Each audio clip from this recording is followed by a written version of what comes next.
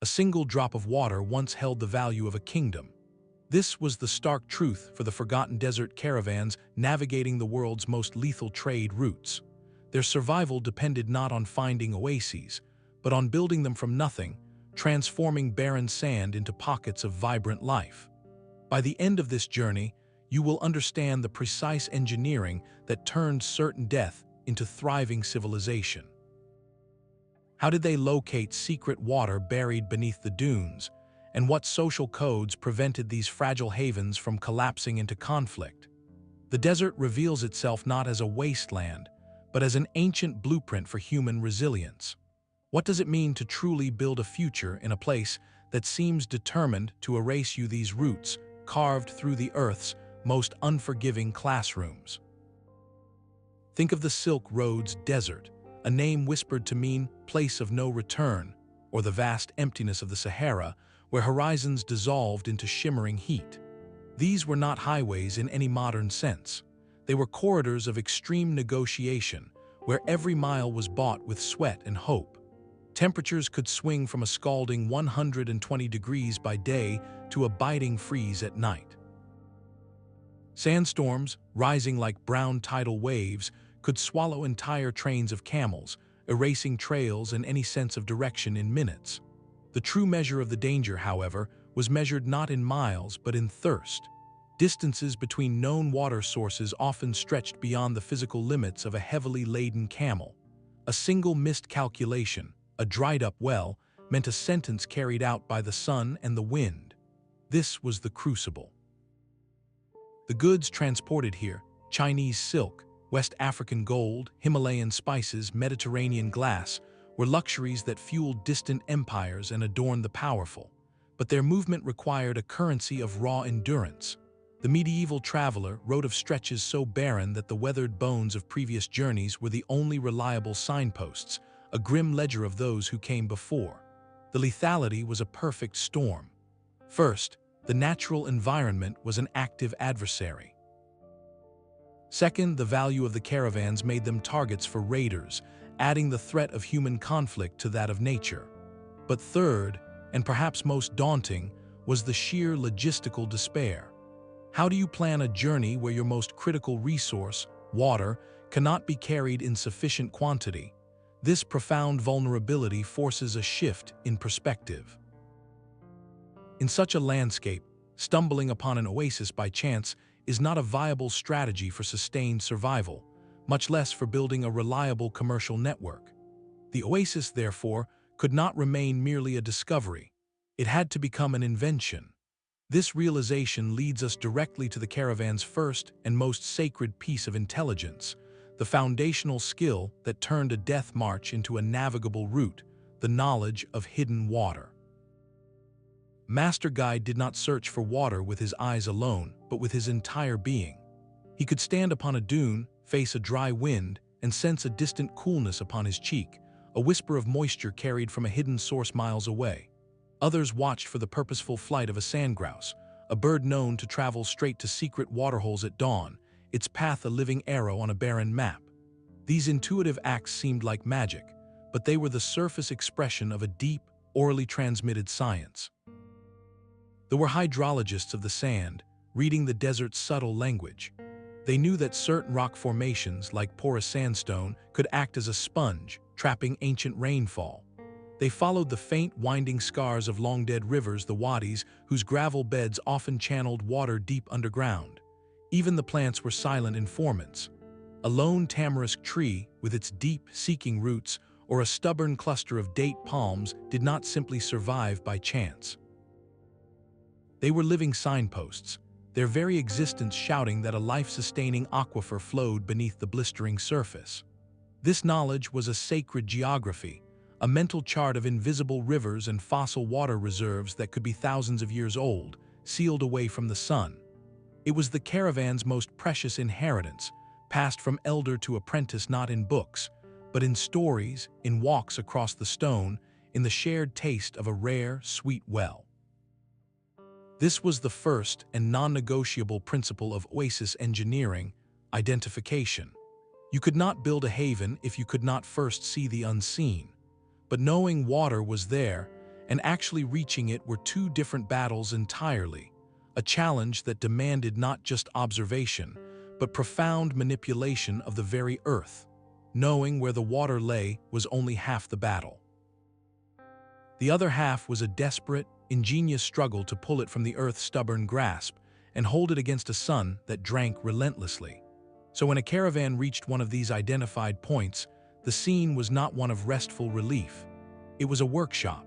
Teams would set to work deepening a natural seep into a proper well, constructing simple but effective pulley systems of leather ropes and woven baskets to haul the precious liquid to the surface. This was brute force extraction, a direct answer to an immediate need. But for the grand caravanserais and the permanent settlements that grew from them, something more elegant and enduring was required. This need gave birth to one of history's quietest engineering marvels, the qanat. Imagine a gently sloping tunnel, carved by hand through rock and soil, sometimes for dozens of miles. It began at the foot of a mountain, where an aquifer was tapped, and then sloped with a precision that would make a modern surveyor nod in respect, just enough for gravity to pull the water along its entire length, emerging finally into the open air at a village or a garden. The genius was in its subtlety. By flowing underground, the water was protected from the evaporating desert sun. It arrived cool, clean, and constant, a literal river in hiding. A single qanat could sustain an entire community, turning a valley floor into a green ribbon of life. It was a monument to patience and collective effort, its construction requiring generations of knowledge about geology, gravity, and ventilation, with vertical access shafts dug along its route for maintenance and air. This was not just finding water, it was persuading it to travel to you.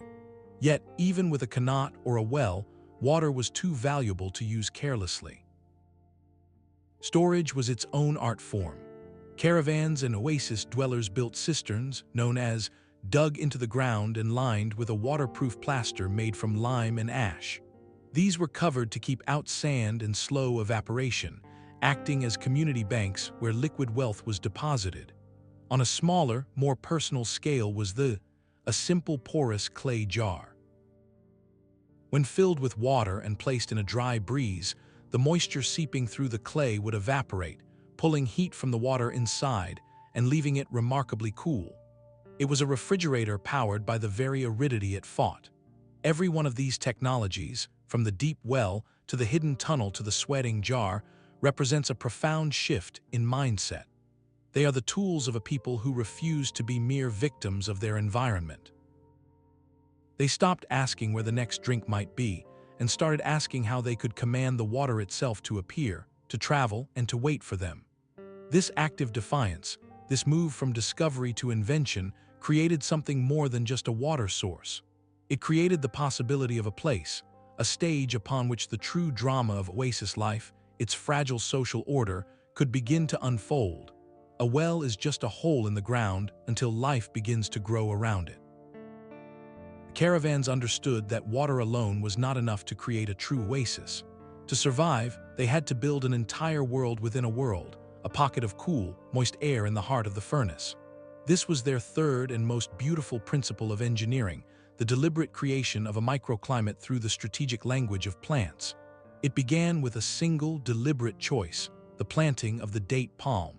This was not a casual act of gardening. It was an act of foundational architecture. The date palm was rightly called the tree of life.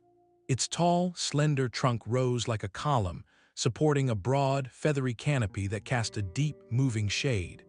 This shade was the first wall of the oasis, a living roof that could lower the ground temperature by 20 degrees or more. It created a sheltered room where the relentless sun was told to wait outside. But the palm's genius did not stop at the canopy. Its roots, seeking moisture deep below, helped to stabilize the sandy soil, preventing the precious well from collapsing into silt. And beneath this protective ceiling, they engineered a layered world. In the dappled light under the palms, they planted smaller fruit trees like figs and pomegranates. Closer to the ground came vegetable plots of onions, carrots, and herbs. This was not random greenery. It was a carefully designed system, each plant serving a purpose. The larger trees broke the punishing wind that could strip moisture from leaves and soil. The middle layer added more humidity to the air through a process called transpiration, where plants release water vapor. This slightly moister air then helped the plants beneath it thrive, creating a self-reinforcing cycle of life. The very act of breathing for these plants made the local environment better for breathing. Over time, this botanical architecture transformed the spot. The ground, once bare and reflective, became a sponge of organic matter that held water longer.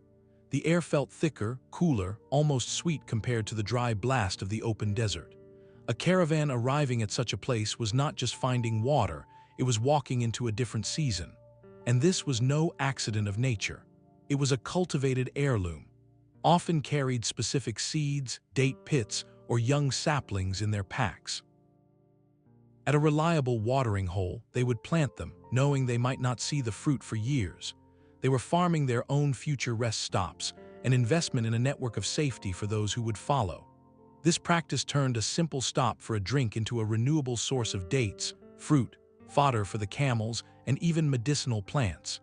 It showcased a profound, intuitive understanding of ecological interdependence. They knew that to protect the water, you had to grow a garden around it. But a garden this valuable in a land this harsh could not survive on good intentions alone. This fragile manufactured paradise now presented a new and urgent question. Who would tend it?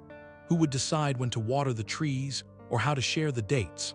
The very success of their botanical engineering created something that demanded a new kind of invention, not of earth or water, but of human agreement. Water is a treasure that cannot be guarded by a single sword. The moment an oasis began to flourish, it faced a new and profound danger, not from the desert, but from the very people it was meant to save. Without order, a well could become a battlefield, and a garden could be stripped bare in a single afternoon of greed. The caravans understood that their hydrological and botanical marvels were only as strong as the human agreements that protected them. This led to the fourth, and perhaps most delicate, principle of oasis engineering, the creation of a social blueprint. In the vast lawlessness of the desert, these watering holes became islands of enforced neutrality. Picture a remote well at dusk, with two rival trading groups arriving from opposite directions. There is tension, suspicion, a history of conflict. Yet a silent, unspoken truce descends. Camels are watered in a strict, observed order. No weapons are drawn. This was not born from sudden friendship, but from a cold, clear calculation. A fight over the well could poison it, destroy the infrastructure, or leave both parties too weakened to continue. Mutual need became the ultimate peace treaty. To formalize this fragile peace, a system of custodianship emerged. Often, a specific local tribe or family was formally recognized as the guardians of a particular oasis, the well keepers. Their authority was not taken lightly. They were responsible for the relentless maintenance, clearing silt from the qanat shafts, repairing cistern linings, and pruning the vital palm groves. In return, they were paid a fee in kind, a share of dates, a bolt of cloth, or a few coins from every caravan that drank from their labor. This fee was not a toll, it was an investment in the continuity of the resource. The well keepers also acted as judges and enforcers of a strict water code. These rules were the constitution of the oasis. They dictated precise watering times for different caravans, allocated amounts based on the size of the train, and laid out severe penalties for anyone who polluted the source or tried to draw more than their share. A caravan known for breaking these codes could find itself barred from multiple oases, a death sentence in the trade network. This system transformed a geographical point into a shared institution. It was a socio-political innovation as vital as the qanat itself, creating pockets of predictable, regulated territory where commerce could safely pulse. Here, a merchant from China and a trader from Persia could share a meal under the palms, bound by a common respect for the rules that kept the water flowing. This framework of trust and enforced fairness became a precursor to the international norms that would later govern ports and trading hubs. Yet, even with water secured and order maintained, the desert's work was not done. The body and spirit required their own form of shelter, a final layer of engineering that turned a regulated stop into a true sanctuary for recovery. The final layer of the oasis was a fortress of shade and stone. Rising from the shimmering heat haze, the Caravanserai stood as a monument to the understanding that survival required more than water and plants. It required a place for the body and mind to mend. These were not mere inns, but strategically positioned strongholds of rest, often built by kings or wealthy merchants who understood that protecting the journey protected their wealth. Their architecture spoke a language of pure function. Enormous, windowless walls of sun-baked brick or mud defended against both the scorching sun and the chill of the desert night, creating a thermal mass that stabilized the interior climate. A single, heavy gate provided the only entrance, a bottleneck that allowed guards to monitor every arrival and departure, turning the complex into a secure island in a sea of uncertainty. Inside, the design was a masterpiece of logistical calm. A vast central courtyard served as a bustling stage, where groaning packs were finally lifted from camels' backs, and goods were inspected, traded, or repacked. Around this open heart ran shaded arcades, cool, dim corridors where exhausted travelers could unroll their mats and sleep in safety, the murmur of a dozen languages mixing in the still air. Secure storerooms, some locked with intricate wooden mechanisms, held valuable cargo, allowing merchants to rest without the constant fear of theft. In more advanced caravanserais, a subtle architectural genius was at work. This was a tall, tower-like structure with openings facing the prevailing wind, designed to catch even the faintest breeze and funnel it down into the living quarters below. As the air descended into the cooler, shaded rooms, it created a gentle, natural ventilation, a breath of relief engineered from the desert's own breath. This was passive cooling, centuries before electricity, a quiet testament to human ingenuity. The entire structure served one ultimate purpose: recovery.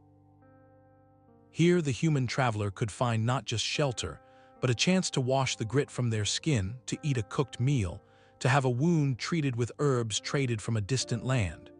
More importantly, the beasts of burden, the camels, were given their due. They were watered from deep troughs, fed with fodder grown in the oasis gardens, and their worn pads were tended to, for the entire system relied on their endurance. This transformation of a stop from a desperate pause into a hub of repair was what sustained the flow of commerce. Within these walls, information was exchanged as freely as goods. Maps were updated with news of bandit activity or a collapsed well, and alliances for the next leg of the journey were forged over shared cups of tea. The Caravanserai was the physical heart of the Oasis ecosystem, the node where all the threads of water, agriculture, and social order came together to fuel the most critical engine of them all, the biological marvel that made the entire network possible. The true engine of this entire system walked on four legs. The dromedary camel was not merely a beast of burden, it was a masterpiece of biological engineering, a living machine perfected by millions of years of evolution and thousands more of human partnership. To see it as just a ship of the desert is to miss the profound, intricate adaptations that made the caravan network a physical possibility. Its most famous feature, the hump, is often misunderstood. It is not a water tank, but a dense reserve of fat, a concentrated energy store that could be metabolized for sustenance when food was scarce. This allowed the camel to travel for weeks on minimal forage, converting its own body into fuel. Its body is a fortress against the environment. Thick eyelashes and a third, translucent eyelid shield its eyes from blowing sand. Its nostrils can snap shut completely during a storm.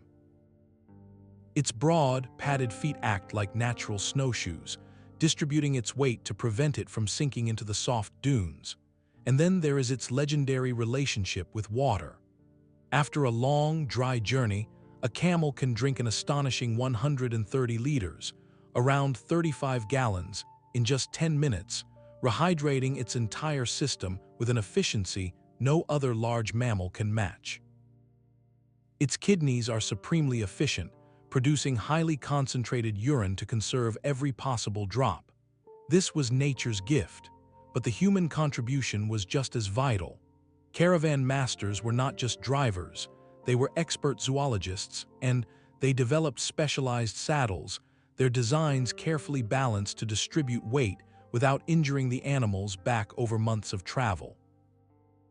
One style was crafted for carrying delicate, bulky goods like textiles, while another, more secure frame was used for heavier loads of metal or spices. Selective breeding was a constant practice. Strains were cultivated for specific traits, some for sheer endurance and load-bearing capacity, others for greater speed on shorter, more dangerous stretches. The health of each camel was monitored with a farmer's intimate eye. Masters knew the precise nutritional value of the sparse desert shrubs, which plants could cure minor ailments, and how to treat the wear on a camel's footpads with salves and protective wrappings. The schedule of the entire journey was dictated by the camel's biology, its need for rest, for grazing, for water. A caravan moved at the pace its living engines could sustain. This relationship was the cornerstone of everything. The Oasis gardens grew fodder specifically for them. The Caravanserai courtyards were designed for their care. The entire geography of the route, the distance between wells, was ultimately mapped by the camel's physical limits. The network did not simply use the camel, it was built in its image, a testament to a partnership where human ingenuity provided the map and the destination, but the camel provided the very possibility of the journey. This deep interdependence raises a final, haunting question about these engineered havens. They were triumphs of collective effort, but they were not permanent. What happened when the knowledge faded or the delicate agreements broke down? The desert holds the answer, not in ruins of stone, but in whispers on the wind. The desert sky was a clock, a compass, and a contract. In the profound silence of a moonless night, the master navigator, the owl, would tilt his head back, not in wonder, but in calculation. For him, the shimmering expanse was not a mystery, it was a grid. The North Star, Polaris, was his fixed point, an unwavering anchor in the turning heavens. Around it, constellations wheeled with seasonal reliability, their positions telling him not just the direction of north, but the time of year and the hour of the night. This celestial map was his baseline, the one constant in a landscape of shifting sand.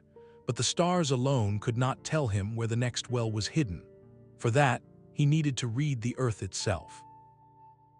By day, his eyes scanned the terrain with a geologist's precision.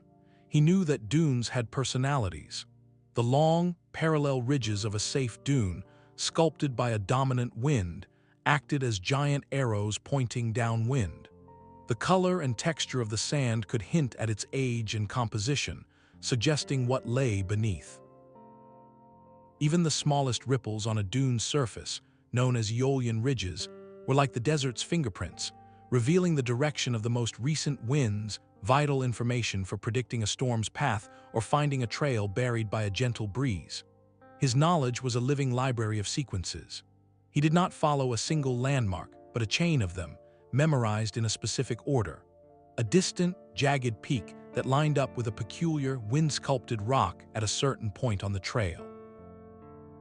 A dry riverbed that should smell a certain way, of damp clay and old roots, when you were still 3 miles from the water. This was terrestrial wisdom, a deep sensory dialogue with the ground. The ultimate test of this dual mastery, celestial and terrestrial, was not simply reaching a general area. It was the final approach. The goal was to emerge from a sea of identical-looking dunes and hit, with near-pinpoint accuracy, the specific depression where the tamarisk trees grew and the well was dug. A miscalculation of even half a mile in that emptiness could mean missing the life-saving haven entirely, a fatal error. This immense pressure made the navigator's skill the caravan's most vital asset, a form of magic woven from observation and memory. Yet, this entire intricate system, this beautiful marriage of sky reading and earth reading, was perpetually vulnerable. All of its careful logic could be erased in moments by the desert's most chaotic and terrifying phenomenon, a force that did not just obscure the map, but but actively sought to destroy it.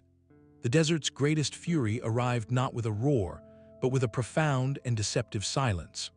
The relentless wind would suddenly drop, leaving an oppressive stillness where the only sound was the frantic beating of your own heart. The horizon would darken, not with clouds, but with a rising wall of dust, a moving mountain that blotted out the sun. In that moment, the caravan master faced his most critical decision, a verdict based not on panic, but on a deep library of predictive lore passed down through generations. They were meteorologists of the arid.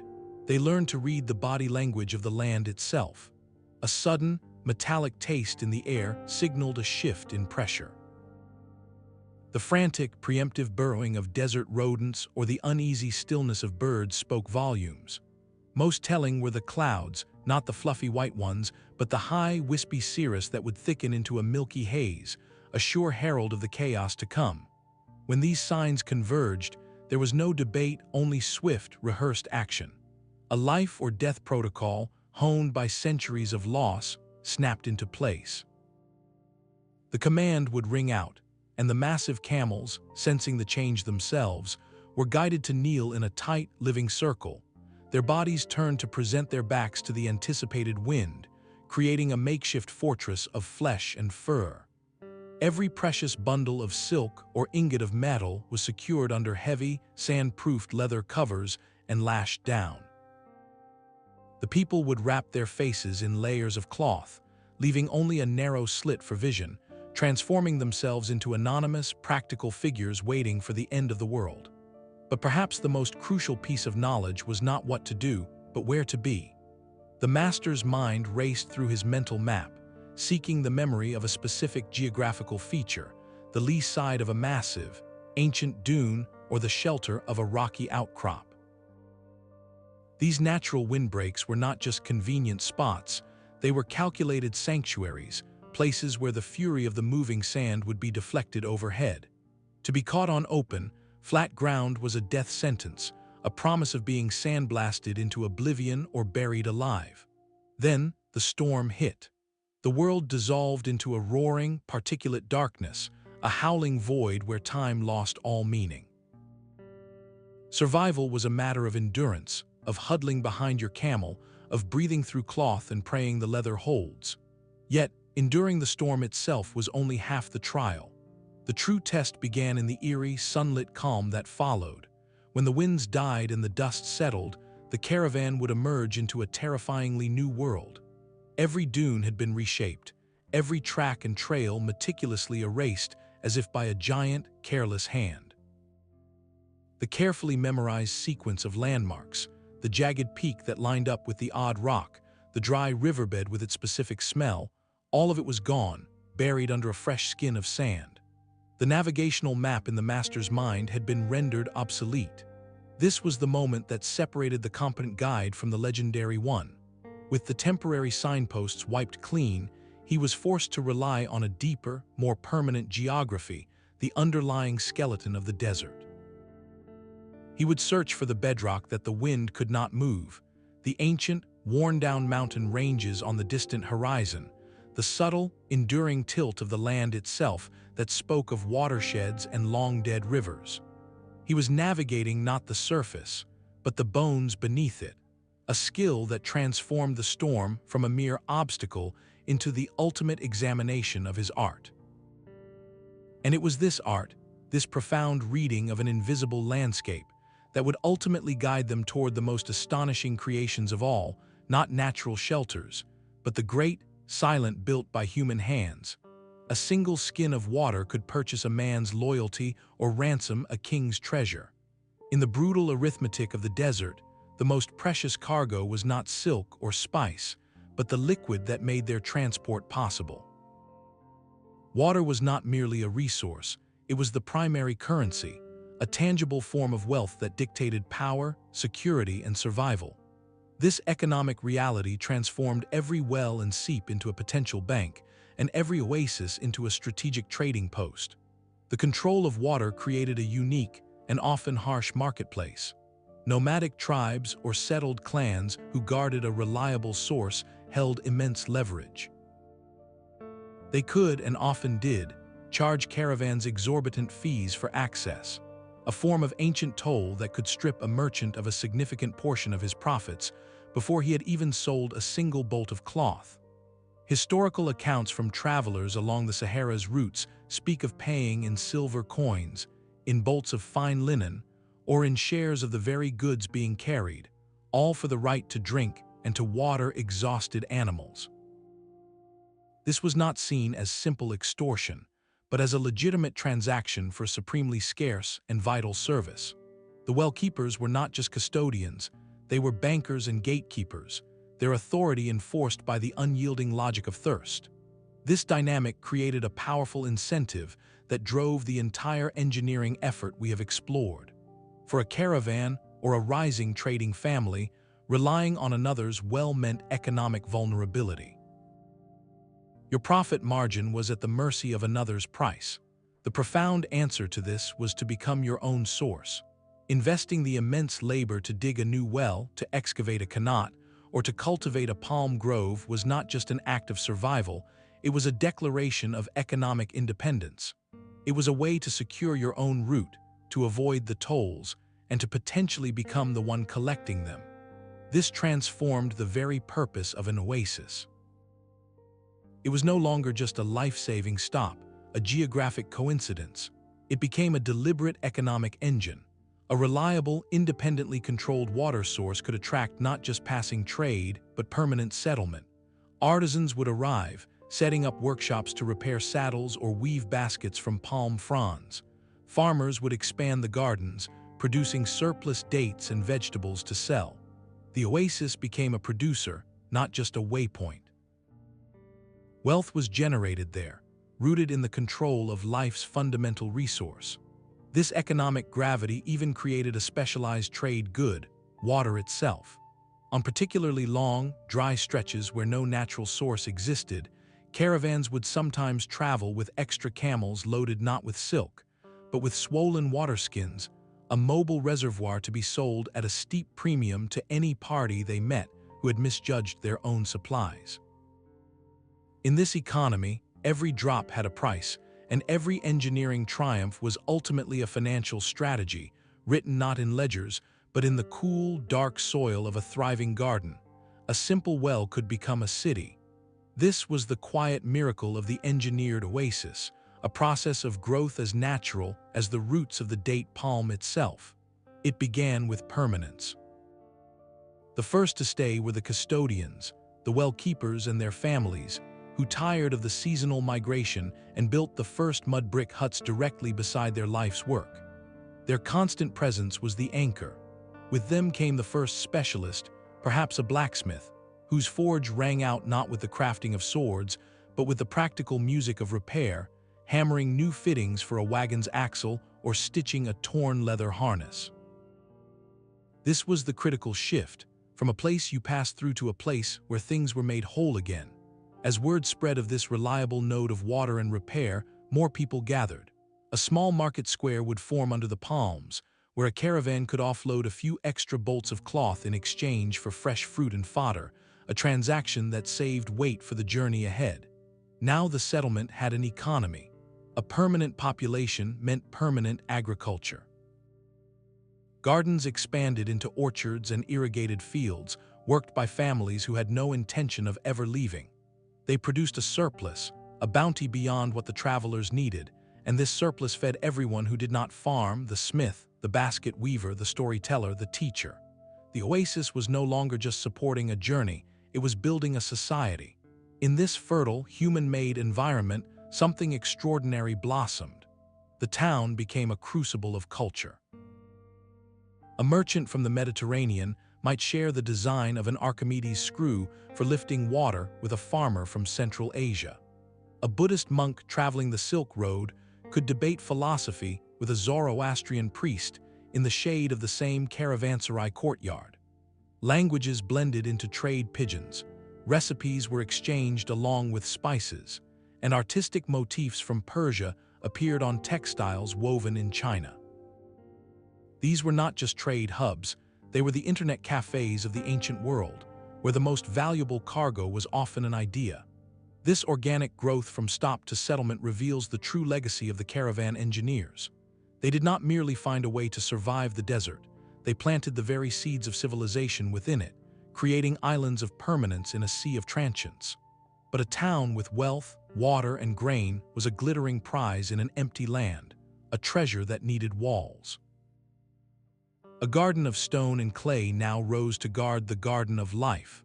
For an oasis that had successfully engineered water, agriculture, and commerce, its greatest vulnerability became its own prosperity. In the emptiness of the desert, such a concentration of wealth was a beacon, attracting not just hopeful settlers, but also those who would take by force. The answer to this threat was etched into the landscape itself, in the form of the Caravans, a fortress settlement of imposing, windowless walls that seemed to grow directly from the earth. These were not castles of European fantasy with soaring towers, but pragmatic, brutalist architecture born of pure necessity.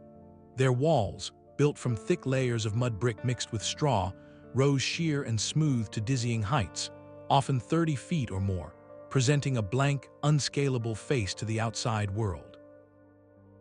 The only break in this formidable facade was a single, heavy gate, usually reinforced with iron and set within a deep, recessed entrance that forced any attacker into a deadly choke point, exposed from above.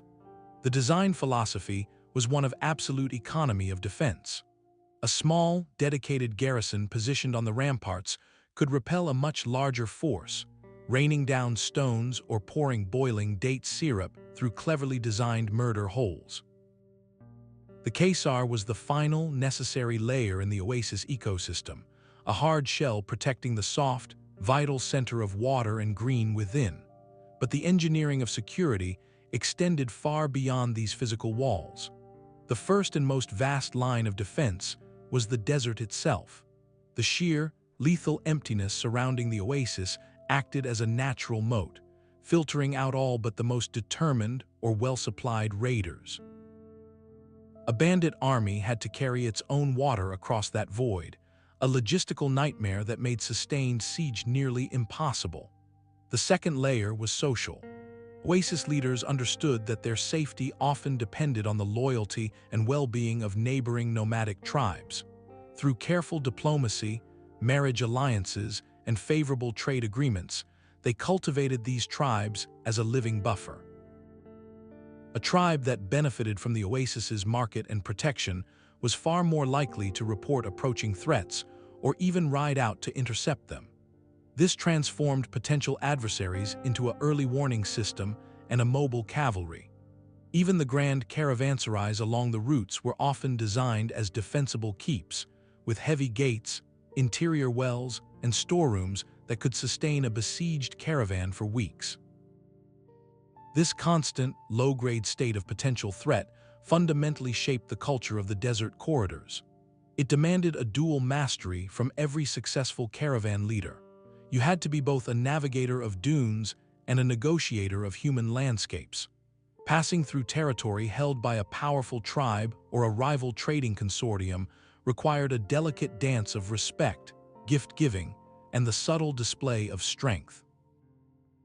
A leader had to know when to pay a toll gracefully and when to stand firm, his reputation and the visible readiness of his guards speaking as loudly as any words.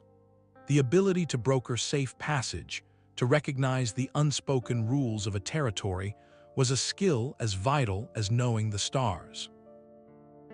This intricate dance of vigilance and negotiation meant the lifeline of trade was never just a physical path. It was a continuously renewed agreement, a fragile thread of understanding woven across a tapestry of shifting sands and human ambition. The security of the oasis, therefore, was never a finished fact, but a perpetual act of engineering, as dynamic and essential as the flow of water in a qanat. A message could save a life long before the messenger arrived. In the profound isolation of the trade routes, silence was not golden, it was dangerous. To survive, the caravans engineered a silent language, a distributed nervous system that pulsed with intelligence across the emptiness. This was their invisible infrastructure, a web of communication that turned every traveler into a potential node of information. the most urgent news traveled on the fastest legs. Specialized couriers, riding single, lightweight dromedaries bred for speed rather than burden, could dash between Oasis hubs with critical warnings. A sighting of raiders in a particular pass, a report of a collapsed well, or news of a sudden shift in political power at a distant city, these dispatches were priceless. They allowed a caravan master days or even weeks of advance notice to alter his route, to hire extra guards, or to prepare for a different market. On high, strategic ridges, another method flared to life. At night, a carefully maintained chain of signal fires could relay simple, prearranged messages across vast distances, a beacon system that used the desert's own darkness as a canvas. But not all information required such speed or ceremony. The most common and elegant system was one of quiet, cumulative annotation. At a known landmark, a cleft in a rock or the base of a specific ancient tree, a caravan master might leave a small, arranged pile of stones. To anyone else, it looked like random desert debris. But to an initiate, the number of stones, their color, or their arrangement conveyed specific, vital data. 3 black pebbles might mean the water at the next well was low and bitter. A notch carved into a specific rock face could indicate the presence of bandits 2 days' travel east. This was a living, evolving bulletin board, written in a code understood only by those who belonged to the network. When caravans finally converged at a bustling Caravanserai courtyard, the exchange became a verbal torrent. Masters would share a meal and trade not goods, but knowledge. They compared notes on trail conditions, debated the trustworthiness of a local chieftain, and gossiped about the price of silk in Samarkand or the demand for ivory in Cairo. This oral tradition created a collective, constantly updating mental map that was far more valuable than any parchment chart. It turned the journey from a solitary gamble into a shared enterprise. Knowing that the mountain pass was snowed in, or that a glut of pepper had crashed prices in the next city, allowed for decisions that maximized survival and profit. This social technology, this non-physical engineering of trust and information, was what truly animated the routes. It was the software that made the hardware of wells and forts function. And this relentless flow of people and news did more than guide commerce. It began to stitch the world together, leaving behind echoes that are not written on stone, but woven into the very fabric of human connection. The desert keeps its records not in libraries, but in the layers of the earth itself.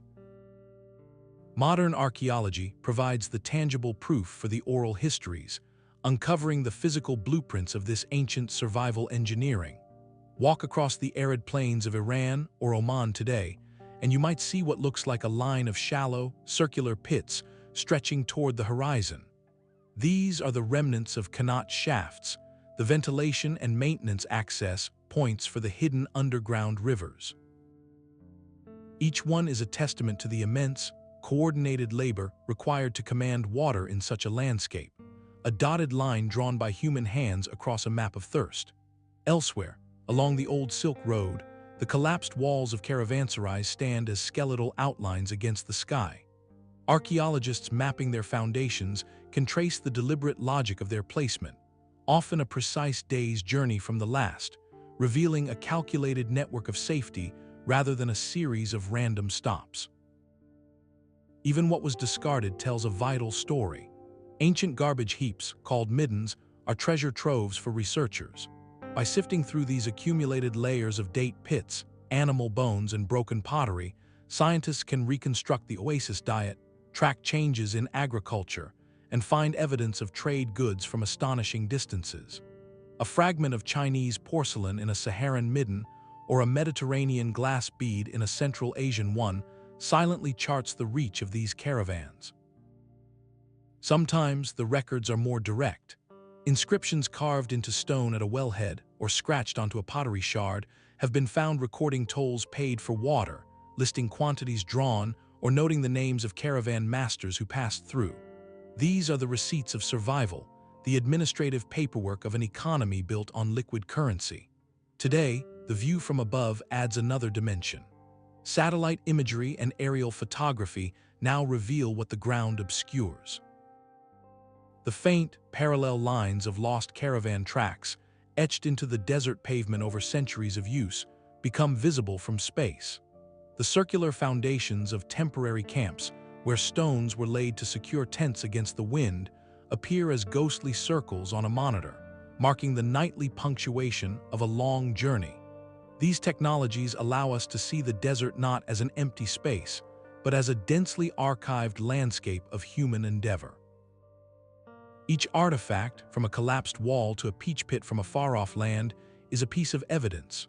Together, they form an undeniable record of adaptation on a grand scale, forcing us to reconsider these so-called wastelands as theaters of sophisticated innovation, where the struggle against lethality left a permanent signature on the earth. The same brutal problem often births the same brilliant solution, thousands of miles apart.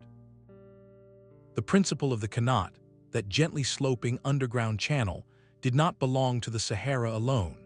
In the blistering deserts of Central Asia, along the edges of the Persian engineers and local builders constructed an identical system known as the Using the same precise understanding of gravity and groundwater, they tunneled through the earth to bring life to the oasis towns of the Silk Road. This was not a case of one culture copying another, but of human logic arriving at the same inevitable answer when faced with the same unyielding equation, a need for water and a surplus of sun. The pattern repeats with the places of shelter.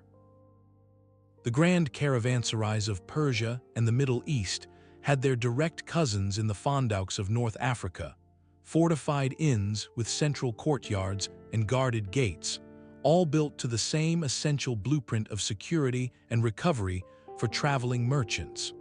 Even the art of capturing every drop found echoes across the world. In the rose-red city of Petra, they carved an entire civilization from cliff faces, engineering a vast network of cisterns, dams, and clay pipes to channel sporadic flash floods into a reliable year-round water supply. In the American Southwest, native tribes like the Ancestral mapped the location of seeps and hidden springs with a precision that sustained communities in places like Mesa Verde, cultivating crops in canyon bottoms with water they guided and conserved.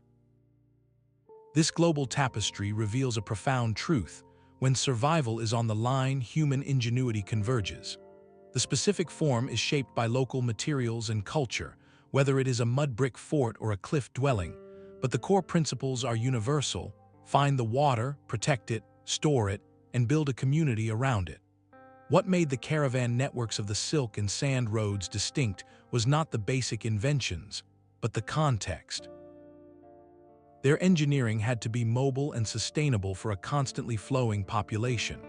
Their oases were not just homes, they were vital recharge stations for a circulatory system of commerce that spanned continents. This system of engineered havens, of qanats and caravanserais, of silent codes and celestial maps, formed one of history's most resilient and elegant networks. Yet, for all its sophistication, it was not immortal. Its eventual fading was not a failure of engineering, but a shift in the very world it had helped to connect. No fortress is built against time itself. The network of engineered oases, a masterpiece of collective human effort, was ultimately undone by forces that no single caravan or kingdom could control. The first and most relentless of these was the climate. The very deserts the caravans crossed were not static. Centuries-long cycles of drought, subtle shifts in rainfall patterns far from the trade routes, could lower the water table by dozens of feet. A qanat, a work of genius designed for a specific hydrological reality, would find its mother well running dry. The gentle slope that once guided water for miles now led only to dust. Communities could deepen the shafts, digging further into the earth in a desperate race against the retreating aquifer, but there was always a limit. When the water sank beyond reach, the entire logic of the place unraveled. The gardens withered, the date palms grew thirsty and died, and the reason for the town's existence simply vanished. The sand, patient for centuries, began its slow reclamation. Then came a revolution in global economics, one that moved on salt water instead of sand. The age of exploration, beginning in the 15th century, did not invent maritime trade, but it perfected it. European caravels and later, massive East, could carry the cargo of 1,000 camels in a single voyage. A perilous, months-long overland journey from the Spice Islands to the Mediterranean could be replaced by a single, though still dangerous, sea passage. The economics were undeniable. Sea travel, for all its risks of storm and piracy, became vastly cheaper and more efficient for moving bulk goods. Slowly, the arteries of world commerce shifted. The Silk Road, once the planet's primary economic corridor, became a scenic. The caravans grew smaller, less frequent, and less wealthy. With them faded the economic lifeblood that paid for the well-keepers, financed the repair of cisterns, and supported the guards at the Caravanserai gates. Political earthquakes completed the isolation.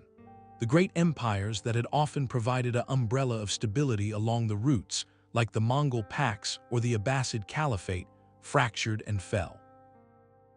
In their place came smaller, rival states and increased banditry, making the remaining overland journeys even more perilous and expensive. The knowledge itself began to evaporate.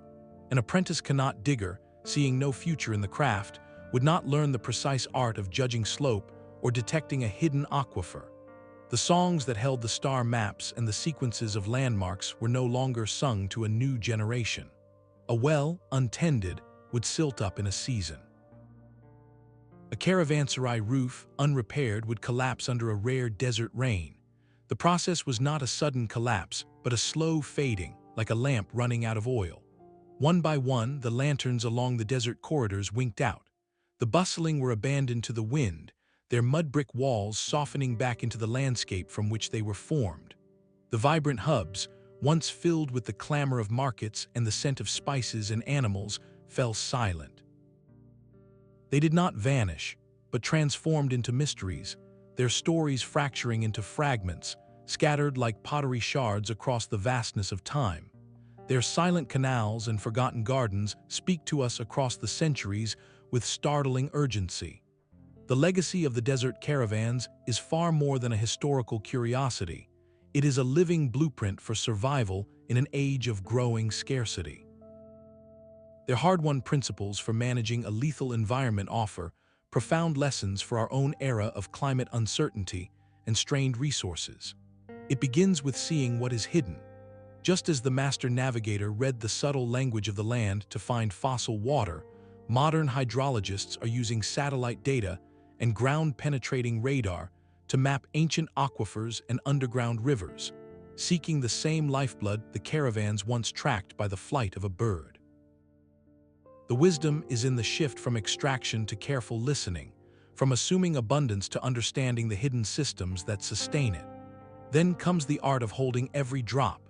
The ancient qanat, which lost almost no water to evaporation, finds its echo in modern drip irrigation systems, where water is delivered directly to the roots of plants through a network of tubes and emitters, minimizing waste in arid farmlands from California to Israel. The simple clay pot cooler inspires designs for passive cooling in buildings, using evaporation and thermal mass to reduce energy consumption in hot climates. These are not nostalgic copies, but innovations rooted in the same elegant logic. Use the physics of the environment to work with it, not against it. Perhaps the most critical lesson is the social one. The Oasis was not a free-for-all, it was a carefully governed commons. The strict water codes enforced by the well-keepers, which allocated shares based on need and punished pollution, are a direct precursor to modern water rights agreements and community-managed resource systems. In a world where rivers cross borders and aquifers are shared by nations, the caravan's model of negotiated fairness, where mutual need enforces a fragile peace, is more relevant than ever. We see this ancient ingenuity being actively revived. In the deserts of Jordan, non-profit organizations are working with communities to restore ancient cisterns and contour the land to capture scarce rainfall, a technique known as water harvesting that directly mirrors the caravan's efforts to trap every precious millimeter. In the American Southwest, cities like Tucson, Arizona, are investing in large-scale rainwater collection and promoting native, drought-resistant landscaping to create resilient urban microclimates, much like the layered gardens of the old oases. These projects are proving that the old ways hold powerful keys to our future. The Caravan story is ultimately in long-term thinking and adaptation. They did not conquer the desert, they learned its rules and built within them.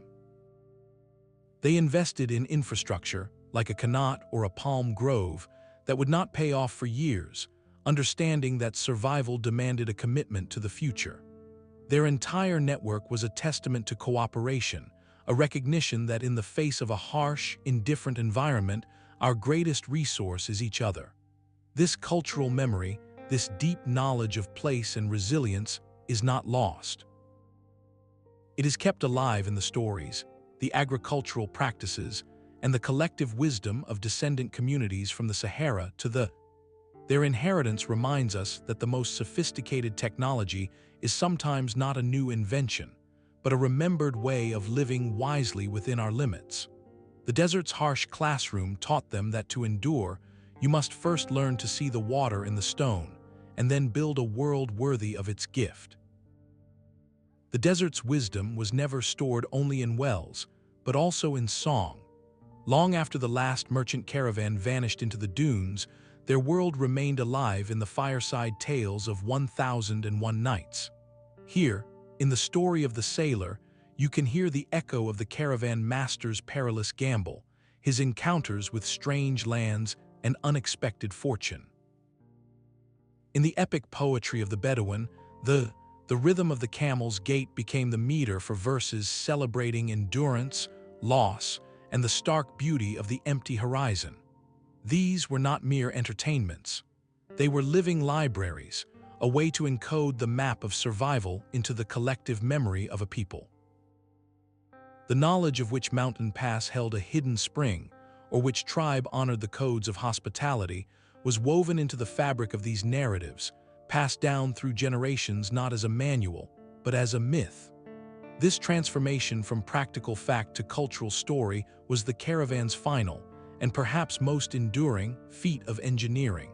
It ensured that even if the qanats crumbled, the spirit of the journey would not. The routes themselves became a conduit for more than goods, they became a highway for culture. The lute-like oud, with its deep, resonant voice, is believed to have traveled from Persia across North Africa, its music adapting to new lands along the caravan trails.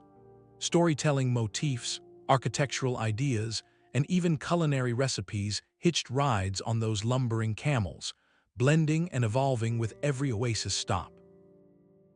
This cultural exchange crafted the romantic image we still hold today, the silhouette of a camel train against a blood-orange sunset. That image is a universal shorthand. It speaks of immense distance, of patient progress, and of a quiet pact between humans and an unforgiving world. It represents the very essence of a journey where the destination is uncertain, but the act of moving forward is a triumph in itself. This romantic allure directly shaped our modern concept of adventure and exploration. The early European travelers who ventured into the deserts in the 19th century, figures like Charles Doughty, were not just geographers, they were pilgrims following a myth. They sought the purity and challenge embodied by the caravan legends, hoping to touch a world they believed was vanishing. Their accounts, in turn, fed the Western imagination, reinforcing the desert as a place of spiritual trial and timeless mystery. Today, that perception is being actively reshaped. Modern adventurers and researchers, equipped with satellite phones and lightweight gear, still walk those ancient paths. But they are not just retracing steps, they are listening. They collaborate with descendant communities to record oral histories, to document the remaining fragments of the old water codes, and to understand how that ancient resilience can inform our present. The caravan lives on, not as a relic, but as a resonant idea. Its legacy reminds us that the most impactful journeys are those that change not just the map, but the stories we tell about who we are and what we can endure. The past is not a buried artifact, but a path that can still be walked. A new generation of explorers is now retracing those ancient lines across the sand, armed not with leather water bags, but with satellite data and drones. These modern expeditions, led by historians, archaeologists, and dedicated adventurers, are on a mission of rediscovery, using 21st-century tools to verify a 1,000-year-old map. They load GPS units with coordinates derived from old texts, program drones to fly over remote ridges, and analyze satellite imagery that reveals the faint, geometric scars of lost settlements invisible from the ground. An athlete walking the empty quarter with a handheld device might suddenly see their position align perfectly with a ghostly trail of caravan tracks captured from space, a moment where the digital and the ancient click into place. This work is far more than an extreme vacation. It is a form of forensic historical science, an act of preservation for a landscape of memory that is still fading. By physically walking the routes, these modern experience the brutal honesty of the environment. They feel the same sun, navigate the same disorienting dune seas, and understand with their own thirst why the distance between two oases was precisely that and no further. This tangible, bodily connection transforms abstract history into a lived reality. One expedition might use ground-penetrating radar to confirm the suspected course of a buried qanat, its readings revealing the hollow signature of a hand-dug tunnel right where a folk song said it would be. Another might document a crumbling caravanserai with three-dimensional laser scanning, creating a perfect digital record before the next sandstorm claims another wall. Each data point, each confirmed location, is a piece of the puzzle being slotted back into the grand map. These journeys consistently challenge our modern arrogance about ancient capabilities. Finding a precisely 110 kilometers from the last, the exact maximum distance a laden camel could travel without water, is not an accident. It is evidence of a calibrated, systemic intelligence.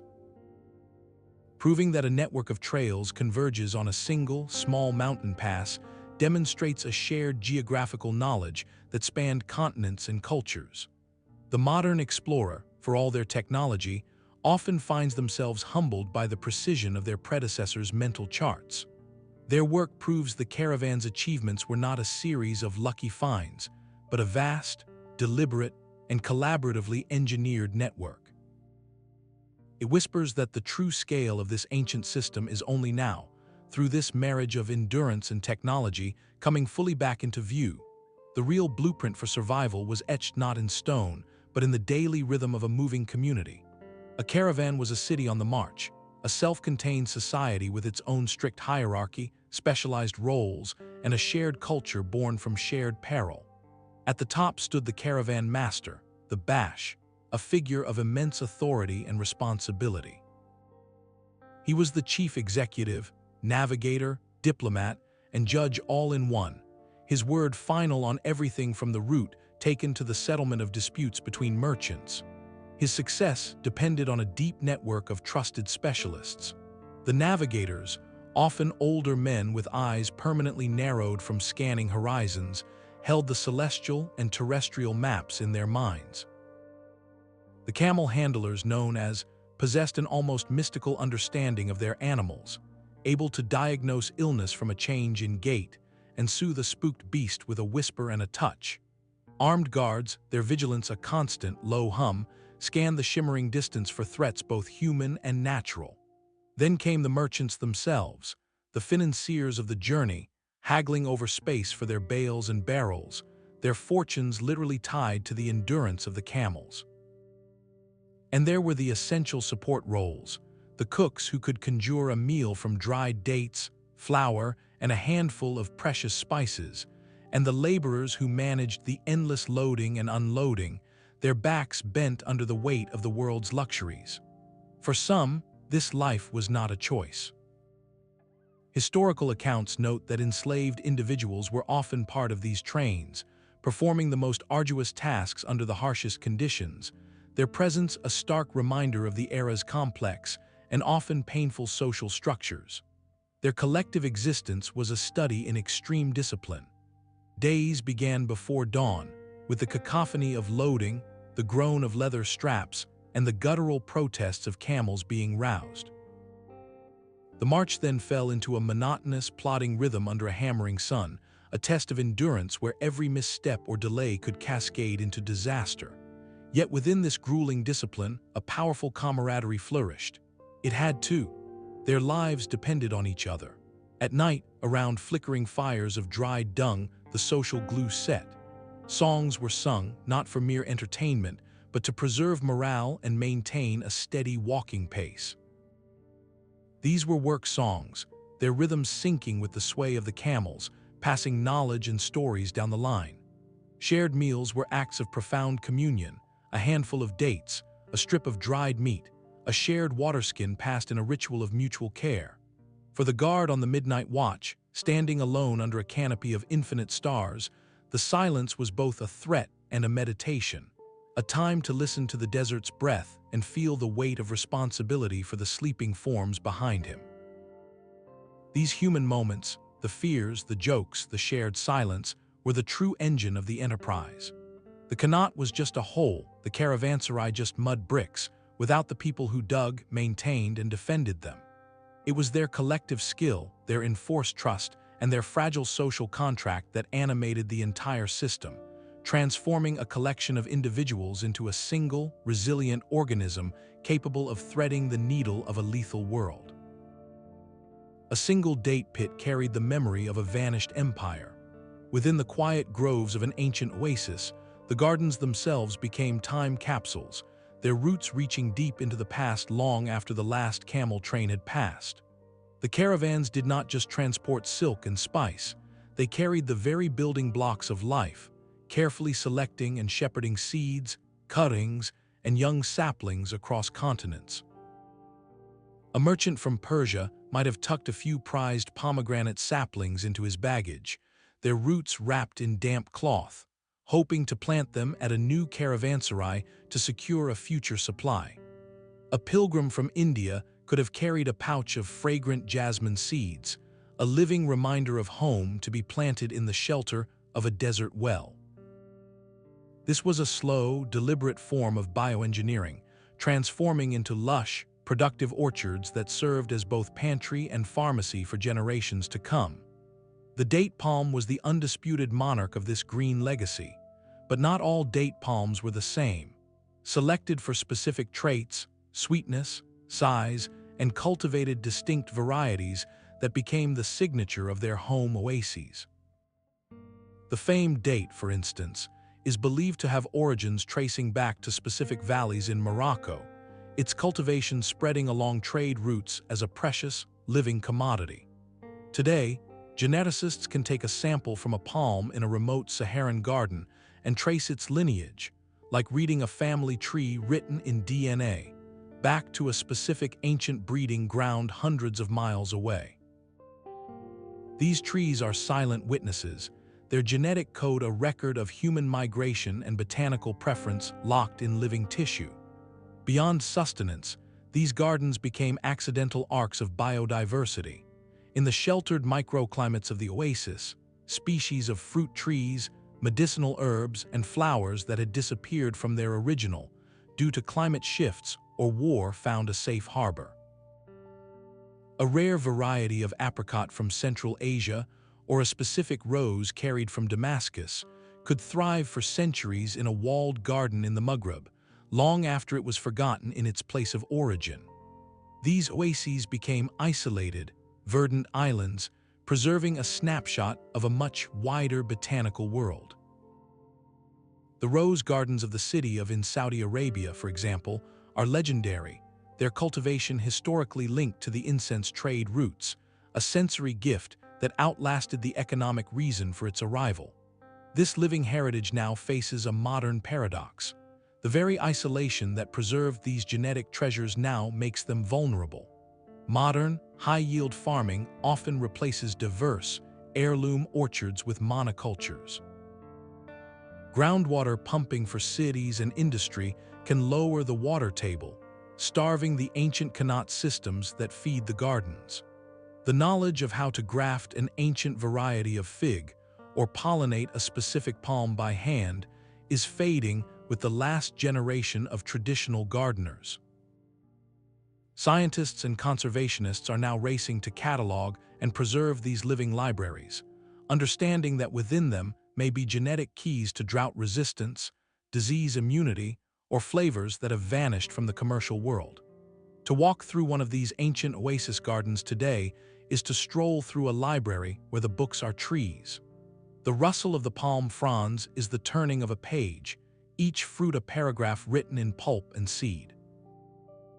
They stand as the caravan's most beautiful and enduring invention, not a monument of stone, but a living, breathing, growing testament to the idea that the most valuable cargo is sometimes not what you sell, but what you plant.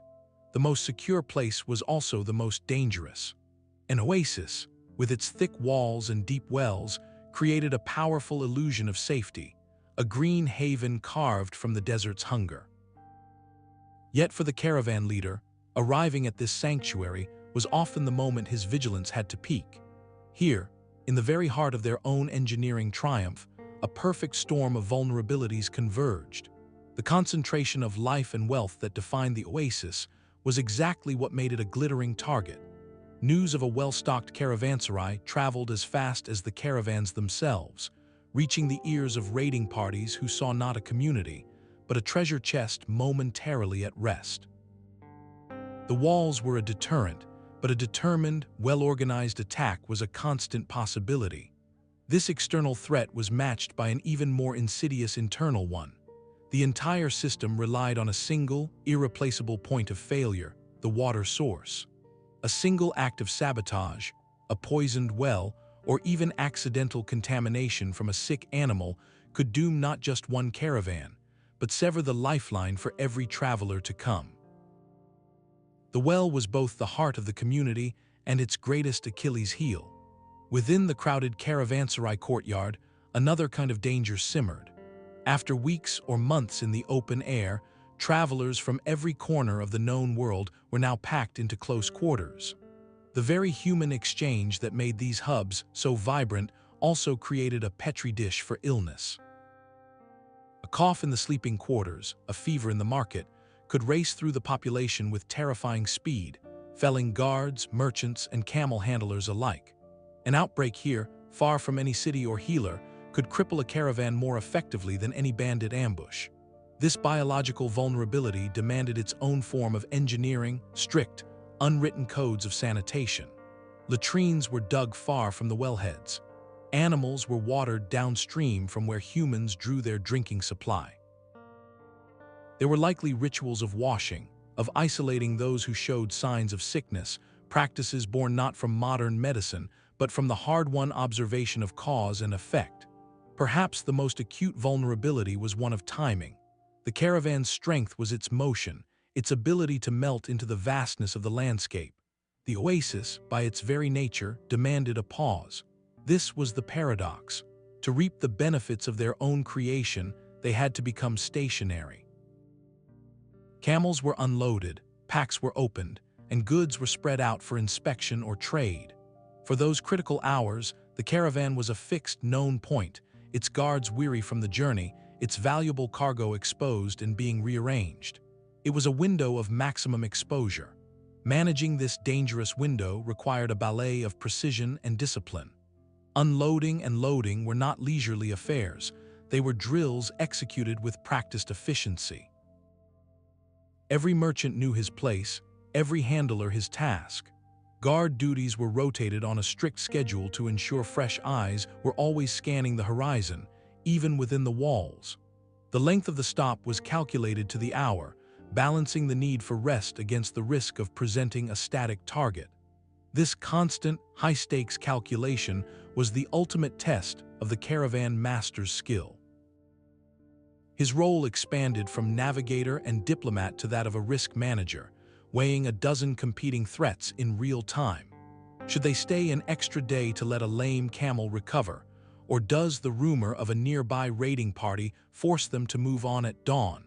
Does he trust the cleanliness of this well, or does he dip into the caravan's own precious carried reserves? These decisions were not made from a textbook. They flowed from a deep, almost spiritual connection to the desert's rhythms, an intuition honed by years of listening to its whispers and heeding its warnings. The oasis, therefore, was never truly an escape from danger. It was a different kind of battlefield, where the enemy was complacency, where the greatest engineering feat was the maintenance of a state of alert grace within a garden of apparent peace. This relentless awareness of fragility, this understanding that security is a fleeting condition to be managed, not a permanent state to be achieved, may be their most resonant lesson for us today. The desert's silence was a form of prayer. For the weary soul of a traveler, the endless expanse did more than test the body. It invited a profound reckoning with the self. After the clamor of loading and the day's march under a pitiless sun, the night brought a stillness so absolute it seemed to amplify every thought, every doubt, every whispered hope. In that vast, star-filled classroom, the physical struggle for water and shelter became inseparable from a deeper spiritual quest. It is no historical accident that the world's great monotheistic traditions, Judaism, Christianity, and Islam, trace their formative moments to these very landscapes. The Israelites' 40 years of wandering, Jesus' 40 days of fasting and temptation, and the Prophet Muhammad's early revelations received in the caves outside Mecca, all unfold against a backdrop of arid austerity. The desert, in these narratives, is not merely a setting, it is an active agent of transformation. Its emptiness strips away distraction, its harshness exposes raw dependency. The themes that emerge, purification through trial, divine revelation in solitude, and absolute reliance on a providence greater than oneself, are direct echoes of the caravan experience. When your next drink of water is not guaranteed, your prayer for sustenance ceases to be abstract. It becomes as immediate and urgent as the next breath. This environment cultivated a specific kind of humility, one born not from weakness, but from the clear-eyed understanding that survival was a collective endeavor under a vast, indifferent sky. Your life depended on the well-keeper's honesty, the navigator's skill, and the camel's endurance. This enforced interdependence mirrored a spiritual ideal, that the individual is sustained by the community and by a grace that flows like a hidden qanat beneath the surface of things. This philosophical current found beautiful expression in the poetry and wisdom literature of the region. The great Sufi poets of Persia, like an adder, used the desert journey as the ultimate metaphor for the soul's passage toward divine love. The thirst of the body became a symbol for the soul's yearning for truth. The mirage, that cruel illusion of water on the horizon, warned of the deceptions of the material world. The oasis was not just a place of physical rest, but an emblem of spiritual arrival, a moment of grace and enlightenment after a long struggle. Even the camel, that ungainly beast, was seen as a creature of patient endurance, bearing its burden without complaint toward a distant goal. This rich layer of meaning allows us to see the engineered oasis in a new light. The act of digging a well or planting a palm grove was more than hydrological genius. It was a moral and spiritual statement. It was an act of hope inscribed upon the earth, a declaration that even in the most barren of places, life, and by extension, meaning, could be cultivated and sustained. The Caravanserai, therefore, was not just a fortress for the body. Its shaded arcades and quiet courtyards also offered sanctuary for contemplation, for the sharing of stories that carried spiritual insight alongside practical advice. In this way, the caravans did not just move goods, they transported a worldview. They engineered havens for the human spirit as deliberately as they engineered sources of water, understanding that to survive the desert's outer journey, one also had to make peace with the inner one. This fusion of physical and spiritual resilience raises a final, compelling question about their legacy, not as a story that ended, but as one that continues to shape the identity of the people who call these corridors home. A silk robe could fade, but a blueprint for survival was priceless currency. While the camel trains are remembered for their cargo of luxuries, their most transformative export traveled not in bales, but in the minds of the people who walked beside them.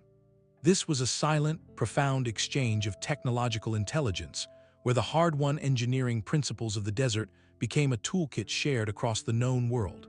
The most elegant example is the qanat. Originating in the highlands of ancient Persia, this subterranean aqueduct did not stay put. The concept traveled westward with merchants and engineers, its design logic proving irresistible wherever water was scarce and the sun was relentless. In the arid landscapes of North Africa, communities adopted and adapted the system, calling it by names like. The technology even crossed the Mediterranean. In the sun-baked plains of Andalusia in southern Spain, Muslim engineers constructed sophisticated networks known as qanats, which brought reliable water to cities like Cordoba and Granada, fueling their famous gardens and public baths for centuries. This was not a simple copy. It was a viral spread of a brilliant idea, each culture applying the core principle, a gravity-fed underground channel, to its own unique geography and needs. The blueprint for survival had found a universal language. The influence extended far beyond hydrology. Look at the architecture of the Caravanserai, with its fortified walls, central courtyard, and shaded arcades. This design, perfected for security and community in the desert, became a template. It can be seen in the inns and trading posts that later dotted the spice routes of Southeast Asia, and in the layout of medieval market towns in Europe, where a central square served as a secure gathering point for merchants. The very idea of a dedicated, fortified space for commerce and cultural exchange was a caravan innovation that reshaped urban planning. But the diffusion was also deeply practical. The complex logistics of moving 100 camels and a small army of people across 1,000 miles required advanced mathematics for calculating loads, distances, and provisions. This logistical savvy, this systems thinking, was a form of applied knowledge that benefited any growing administration or army. The precise celestial navigation used by the caravan masters, their star charts and seasonal calendars, enriched the astronomical traditions of every culture they touched, from the observatories of Samarkand to the maritime charts of later explorers. Perhaps the most profound transfer was in metallurgy and tool-making. A blacksmith traveling with a caravan was a walking university. He carried techniques for forging stronger, more resilient tools, from the curved knives used to prune date palms to the specialized bits and bridles for camels. When he stopped at an oasis, he might share a method for tempering steel or repairing a bronze vessel with a local artisan. This cross-pollination of craft could improve agricultural efficiency, weaponry, and everyday life for an entire region. The caravan was, in essence, a mobile symposium of innovation. It connected the furnace of one civilization with the forge of another, allowing the best solutions to circulate and evolve. This legacy challenges our modern obsession with the artifact. We marvel at a piece of silk preserved in a museum, but we overlook the greater treasure, the knowledge of how to dig a well that never runs dry, or how to build a community around a shared resource. The caravans did not just carry finished products, they carried the instructions for making civilization itself more resilient. Their true gift was not the spice in the jar, but the understanding of how to keep the jar and everyone who depended on it from ever going empty. That blueprint for survival remains etched into the very spirit of the places they crossed. We have journeyed from the terrifying emptiness of lethal trade routes to the thriving, engineered heart of the desert oasis, uncovering a story not of luck, but of profound ingenuity. It was never about stumbling upon a miracle. It was about constructing one, layer by deliberate layer, from the hidden water upward. The forgotten caravans were master engineers, hydrologists reading the language of sand and stone. They were botanists, cultivating microclimates with the strategic placement of a date palm. They were social architects, drafting codes of conduct that turned a precious well into a shared institution rather than a battlefield. Together, they built a hidden network of life across the sands, a distributed system of resilience that pulsed with commerce, culture, and quiet cooperation. Their legacy is far more than a historical footnote. It is a powerful, living reminder that human creativity and community can bloom even in the most inhospitable places. In an age facing its own forms of scarcity and environmental challenge, their ancient toolkit offers timeless lessons. They teach us the wisdom of working with a landscape, not against it, of seeing the hidden resources and building systems that conserve them. They demonstrate that the most critical infrastructure is sometimes social, forged from mutual need and enforced fairness. Their story is in long-term thinking, where planting a tree was an investment in a future you might never see, but one you trusted others to inherit. So the next time you look at a modern map, pause for a moment on the great arid regions. Remember the invisible lines they drew, not with ink, but with footsteps and memory. Remember the life they conjured from stone and sand, the gardens they engineered in the furnace, and the silent agreements that made it all possible. Their world may have faded from view, but its principles echo wherever people choose to build a future against formidable odds. If this exploration of how humanity engineers hope in the face of emptiness resonated with you, there are countless more historical mysteries waiting to be uncovered. Consider subscribing to continue these journeys into the past and share your thoughts below. Which ancient innovation, from the hidden qanat to the social codes of the Oasis, most astounds you with its foresight and elegance?